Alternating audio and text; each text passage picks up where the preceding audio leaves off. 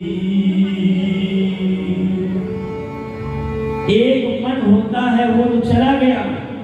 अब तुम किस मन की बात कर रहे हो कि जो भगवान को आराधना करे, भगवान का ध्यान करे। और तुम तो सखा श्याम सुंदर सकल योग्य के ऊढ़ो मन ना भये दुष्वी। कृष्ण तन कृष्ण मन कृष्ण ही हमारो है। आधो या ऊधो हमें कृष्ण सुकाम। ऊधो मन न भये दसवी। ऊधो हमारे पास अब कोई काम नहीं रह गया। अरे भैया हम तो बेरोजगार हैं और हमारा तो सिर्फ एक ही काम कृष्ण की लीलाओं को ध्यान रखना। और तुम ऊधो पगला गए हो, तुम्हारी मति बौरा गई। ऊधो तुम भय पौरे पानी लेकर आए दौड़े। योग कौन जाने यहाँ रोम रोम जहाँ श्याम है। अब हमें तुम्हारी इस उपदेश की आवश्यकता नहीं। गोपियों के हाल को देख करके, दशा को देख करके जो उद्धव के मन में ज्ञान का अभिमान था वो सब नष्ट हो गया।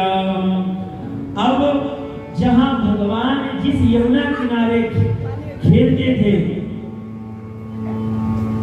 उद्धव उसी यमुना किनारे लौटने लगे और गोपियों के धूज को, चरणों को प्रणाम करके उद्धव मथुरा के लिए चले।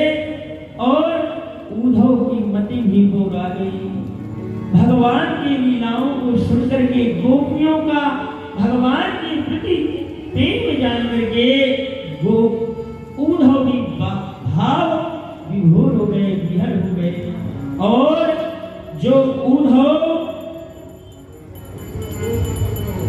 गए थे कि 1 घंटे में मैं अभी समझा करके आता हूँ, तो 7 महीने उद्धव को लग गए मथुरा पहुंचते पहुंचते। अब जब वो उद्धव मथुरा पहुंचे, भगवान कृष्ण से मिले, तो उन्होंने कहा कि प्रभु आप तो बहुत ही निर्दयी, आपका गोपियों ने क्या बिगाड़ा था, आपका मां यशोदा ने क्या बिगाड़ा था। ये कहते कहते रोने लगे। भगवान मुस्कुरा दिए और अपने हृदय में श्री वृंदावन धाम की दिव्य झांकी दिखा दी। बोलो बाल कृष्ण भगवान की जय। जय श्री राधे, जय श्री राधे, जय श्री राधे। अब इधर कंस का भगवान ने वध कर दिया। कंस की 2 पत्नियां अस्ति और प्राप्ति हैं, ये जरासंध की पुत्रियां हैं। अब जब कंस का भगवान ने वध कर दिया तो जरासंध क्या करता कि मथुरा पर आक्रमण करने लगा। और भगवान कृष्ण ने जरासंध को 17 बार मार करके क्या कर दिया, भगा दिया। तब किसी ने बताया किसको, जरासंध को, कि भैया तुम अब ब्राह्मण के आश्रय में जाओ, क्योंकि भगवान ब्राह्मणों की बात बहुत मानते हैं। ब्राह्मणों मुखमासीद बाहु राजन्य। ब्राह्मण भगवान के मुख हैं। तो जरासंध को बात समझ में आई। जरासंध ने सभी ब्राह्मणों को इकट्ठा किया और इकट्ठा करके ब्राह्मणों को संकल्प दिला दिया। क्या संकल्प दिलाया कि मेरे विजय के लिए सत चर्चित पाठ करो। जो देवी का नौ दुर्गा में पाठ होता है ना, वो नौ चंडी वो कहलाती है। वही पाठ 100 बार करूं, और अगर मैं विजयी हो जाऊंगा तो माला माल कर दूंगा, और अगर कहीं हार गया तो क्या करूंगा, सर काट के रख लूंगा। बोलो जय श्री राधे। अब ब्राह्मणों ने कहा भैया दक्षिणा के लालच में अच्छा फंसे, कहा इसके यहाँ आ गए, पर अब करें तो करें क्या। तो भगवान से प्रार्थना करने लगे कि हे प्रभु, अब आप ही भक्तों की लाज बचा सकते हैं।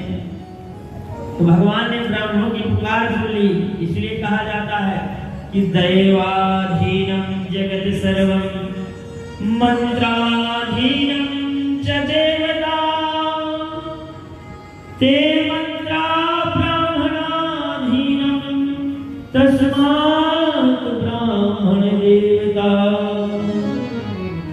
कि ब्राह्मण इसलिए पूजनीय है, ये संसार परमात्मा के अधीन है और परमात्मा मंत्रों के अधीन है।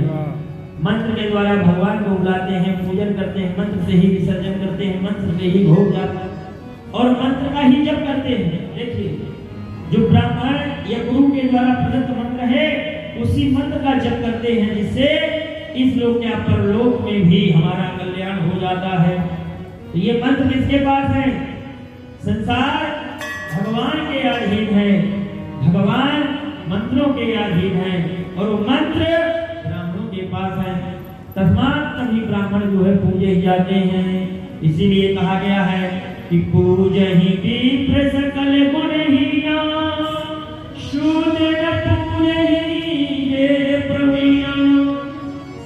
कि ब्राह्मण चाहे जैसा भी हो, आप उसका सम्मान करें, पूजन करें। अगर ब्राह्मण के अंदर कमी है तो खुद भोगेगा, लेकिन निष्ठा से, भाव से अगर हम ब्राह्मण का सत्कार कर रहे हैं, उसका पे विश्वास करके पाठ करा रहे हैं, पूजन करा रहे हैं, प्रयास करिए पढ़ा लिखा योग्य ब्राह्मण हो। हम आप लोग कहाँ भटक जाते हैं भाई? योग अगर कोई सर्जन डॉक्टर होगा, आज के समय की व्यवस्थाएं बढ़ी हुई है। पहले क्या होता था, ब्राह्मणों को जमीन दान दे दी जाती थी, बालकों को पढ़ने के लिए जो शिक्षा थी वो फ्री कर दी जाती थी, पैसे नहीं लगते थे। ब्राह्मण खेती भी कर लेता और पूजा पाठ भी करा लेता, जो कुछ मिल जाता उसी से जीवन यापन हो जाता। अब भैया, अब ब्राह्मणों को भी सारी चीजें खरीदनी है। कई जगह तो हमने देखा कि कोई चीज अगर 10 रुपए की है और लाला जी ने देख लिया कि ये पंडित जी हैं, तो तुरंत 20 की हो जाती है और 20 की बेच देते हैं। ये भाव वाले भी कुछ ऐसे लोग भी बैठे हैं। अगर देख लिया पंडित जी महाराज जी से रह रहे हैं, अब लोग आना शुरू हो गए, बढ़िया अनुष्ठान पूजन चल रहे हैं, तो सीधे 4-4, 5-5 हजार रुपए किराया बढ़ा दिया कि भैया स्थान नियत हो गया है, अब जाओगे तो जाओगे कहाँ? मंदिर समिति ने देखा कि अरे भैया ब्राह्मण भरपूर खा रहा है, शरीर में थोड़ा चिकनाहट आ गई है, किसी बात की टेंशन नहीं, तो मंदिर से किसी ने किसी बहाना लगा करके भगा दिया। बोलो जय श्री साईं। ऐसा भाव ये कलयुगी